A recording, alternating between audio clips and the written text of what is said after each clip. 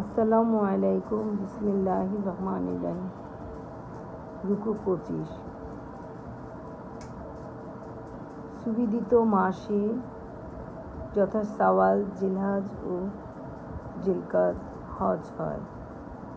যে কেউ এই মাসগুলোতে হজ করা পবিত্র বলে মনে করে,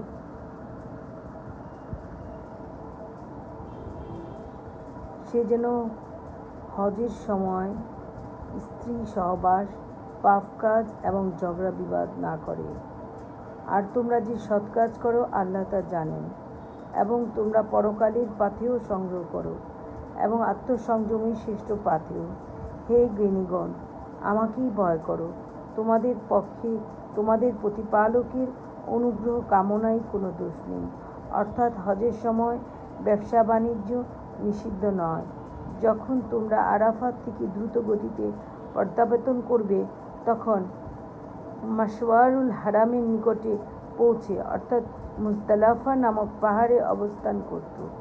আল্লাহকে স্মরণ করবে এবং তিনি যেভাবে নির্দেশ দিয়েছেন ঠিক সেভাবে তাকে স্মরণ করবে। যদিও পূর্বে তোমরা বিভ্রান্তের অন্তর্ভুক্ত ছিলে, তৎপর অন্যান্য লোক যেখান থেকে ফেরে সেখান থেকেই তওয়াফের জন্য বা প্রদক্ষিণের জন্য ফিরে চলো, আর আল্লাহর কাছে মার্জনা চাও। বস্তুত আল্লাহ মার্জনাকারী, পরম দয়ালু।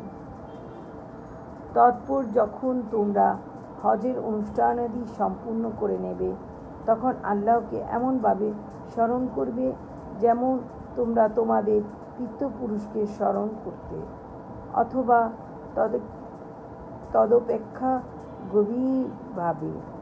এমন কিছু লোক আছে যারা বলে, হে আমাদের প্রতিপালক, আমাদের যা কিছু দিতে হয় পৃথিবীতেই দাও।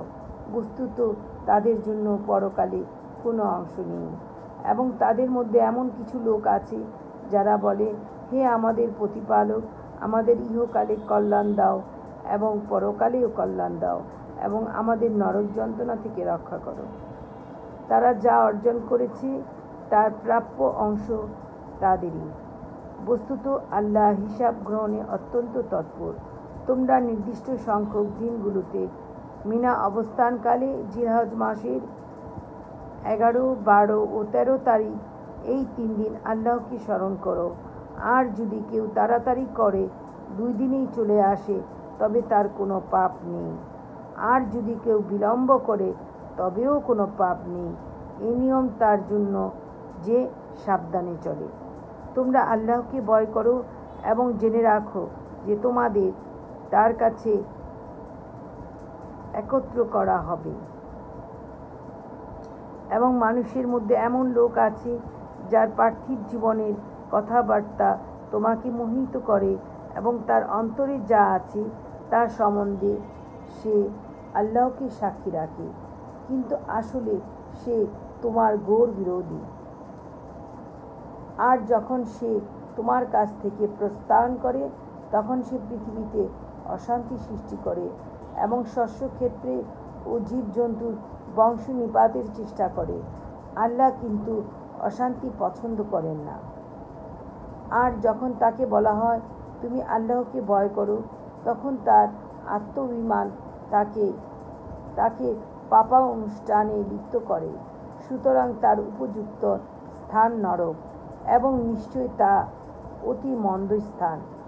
এবং এমন লোকও আছে যে আল্লাহর সন্তুষ্টির জন্য জীবন সমর্পণ করে দেয়, এবং আল্লাহ তার দাস গ্রহণের প্রতি অত্যন্ত দয়াদ্র। হে বিশ্বাসীগণ, তোমরা পরিপূর্ণরূপে ইসলাম ধর্ম গ্রহণ করো এবং শয়তানের কুমন্ত্রণা দানকারী পদাঙ্ক অনুসরণ করো না। নিশ্চয়ই সে তোমাদের প্রকাশ্য শত্রু। এতই প্রকাশ্য নিদর্শন আসার পরেও যদি তোমাদের পদস্থল ঘটে, তবে জেনে রাখো যে আল্লাহ মহাপরাক্রান্ত, প্রজ্ঞাময়। তারা কেবল এর প্রতীক্ষায় আছে যে আল্লাহ মেঘের ছায়ায় ফেরেশতাগণ সহ তাদের কাছে উপস্থিত হবেন। তৎপর সব কিছুর মীমাংসা হয়ে যাবে। সব বিষয় আল্লাহর নিকট প্রত্যাবর্তিত হবে। আমিন।